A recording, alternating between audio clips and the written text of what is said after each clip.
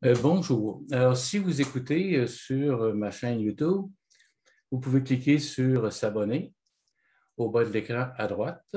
Et voilà. Bon, pour bien situer l'événement, voici un peu d'histoire. Mon père s'est marié à Saint-Donat de Rimouski en 1932. Il vivait dans un logement en haut de la fromagerie où son père était fromager.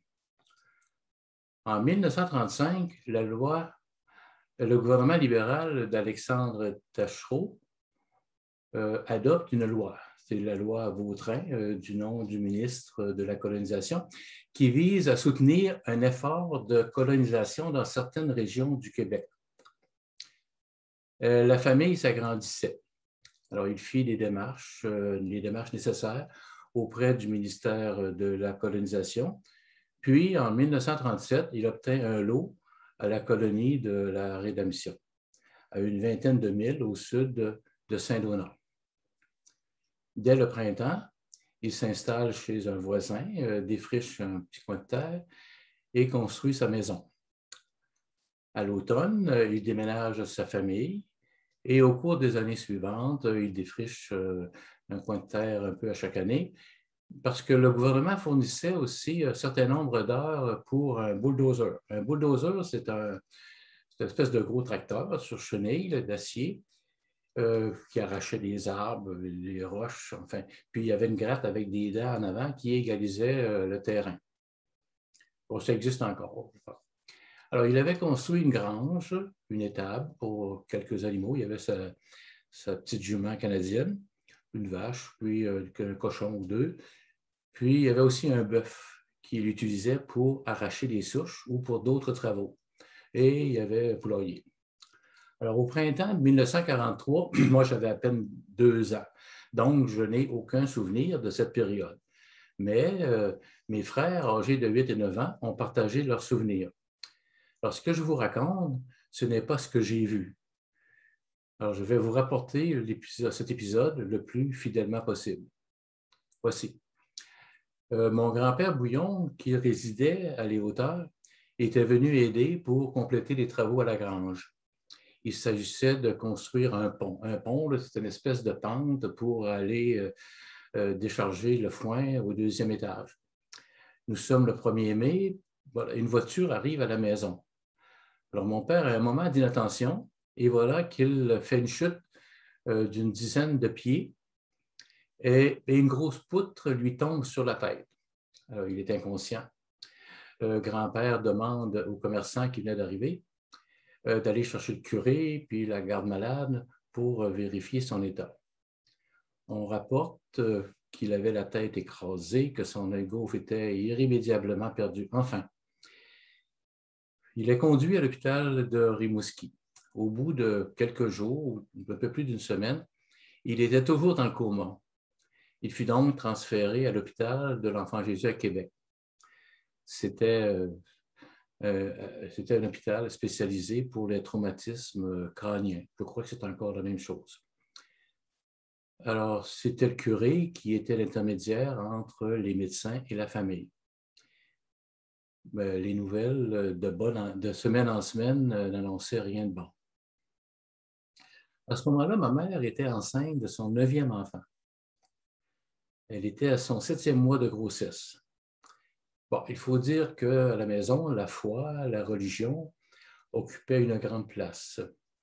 Ma mère priait et toute la famille avec elle. Elle a consigné dans un petit calepin ses états d'âme. J'aurai sans doute l'occasion d'en reparler lorsque je parlerai de ma mère. Bon, mes 2 frères, Paul, 9 ans, et Georges, 8 ans, ont fait une neuvaine pour obtenir la guérison de papa. Pendant 9 jours, beau temps, mauvais temps, ils se rendaient à l'église pour la messe de 7 heures le matin. Ils devaient donc quitter à la maison vers 6 heures et faire un peu plus de 3000, soit autour de 6 km à jeun. Il faut pouvoir communier. Puis après la messe, ils revenaient, ils prenaient un petit lunch et ils revenaient à l'école. Des corvées étaient organisées par l'entremise du curé afin de faire quelques semences essentielles et effectuer des travaux urgents. Le grand-père s'assurait que les travaux avancent normalement. Bon, on a rapporté également que des voisins apportaient de la nourriture et de l'aide aux soins des animaux. Alors, pendant près de 2 mois, mon père a été dans le coma. Le 26 juin, il entendit des chants religieux au loin. C'était la procession de la fête Dieu. Bon, la fête Dieu, c'est une fête religieuse dans la tradition catholique qui est soulignée autour de 60 jours après Pâques. À cette époque, les fidèles défilaient dans les rues derrière le Saint-Sacrement en priant et en chantant. Et ça existe encore dans certaines traditions catholiques aujourd'hui. Alors, mon père s'adresse à l'infirmière. Bon, elle est toute surprise parce qu'il n'avait jamais parlé ni montré aucun signe de vie auparavant depuis près de 2 mois. Il lui demande donc de le transporter près de la fenêtre, d'enlever le bandage sur son œil gauche. Et là, bien, il a pu ouvrir les yeux et entendre les chants et les psaumes. Pour lui, puis pour le personnel enseignant, c'est un miracle. Bon, quelques jours plus tard, son beau-frère est allé le chercher à l'hôpital et l'a amené chez lui à Rimouski pour qu'il se repose un petit peu. Puis il est arrivé à la maison juste quelques jours avant la naissance de son du 9e enfant. Bon, la convalescence fut lente, mais grâce à la générosité de la population, des collectes et des corvées furent organisées au cours de l'été pour subvenir aux besoins de la famille et assurer une continuité dans les champs. Même si je n'ai aucun souvenir personnel de cette période, comme je l'ai dit tout à l'heure, j'avais à peine 2 ans, un peu plus tard, je me souviens d'un père reconnaissant, d'un père accueillant et généreux de son temps. Je ne crois pas que le mot à la mode aujourd'hui, qui est la résilience, là, était connu à cette époque, mais avec la compréhension que j'en ai, je suis sûr que mon père fut un homme résilient tout au long de sa vie. Si j'ai raconté ce moment tragique, c'est pour montrer la grande solidarité qui existait dans les colonies et dans les campagnes à cette époque. Aujourd'hui, on confie à la Croix-Rouge le soin d'aider les personnes. On donne quelques sous, puis c'est un organisme qui s'en occupe.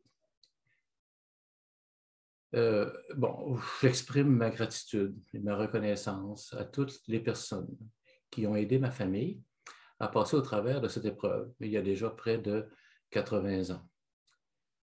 La semaine prochaine, je vais vous raconter un souvenir qui a marqué la région du Bas-Saint-Laurent. C'est le 6 mai 1950. Alors, bonne semaine à tous et à bientôt.